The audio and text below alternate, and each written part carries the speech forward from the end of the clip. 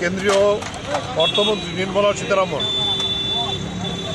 এই যে সরকারের যে বাজেট পেশ করেছেন, আমরা সেই দিনই তার বিরোধিতা করেছি।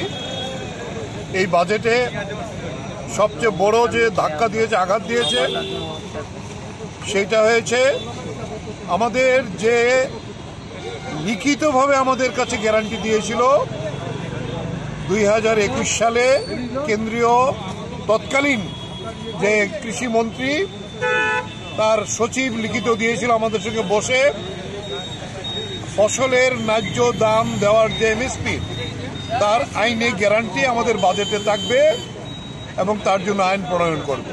কিন্তু এই বাজেটে সেখানে কোনো আইনি গ্যারান্টি নেই। শ্রমিকদের যে অধিকার এই বাজেটে পদদলিত হয়েছে।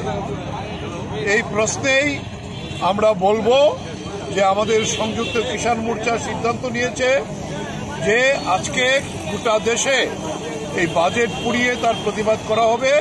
এটা কৃষক বিরোধী এবং শ্রমিক বিরোধী বাজেট। তাই এই বাজেটের বিরুদ্ধেই আমরা আজকে সংযুক্ত কিষাণ মোর্চা এবং আমাদের সঙ্গে কেন্দ্রীয় ট্রেড ইউনিয়ন তারাও যুক্ত হয়েছে এই বাজেটকে পোড়াবার জন্য। তাই আমরা আজকে প্রচণ্ড ওয়েদার খারাপ, আমরা তার মধ্যে এই কর্মসূচি করে আমরা এই বাজেট এখানে পুড়িয়েছি, তার প্রতিবাদ জানাবার জন্য কেন্দ্রীয় সরকার।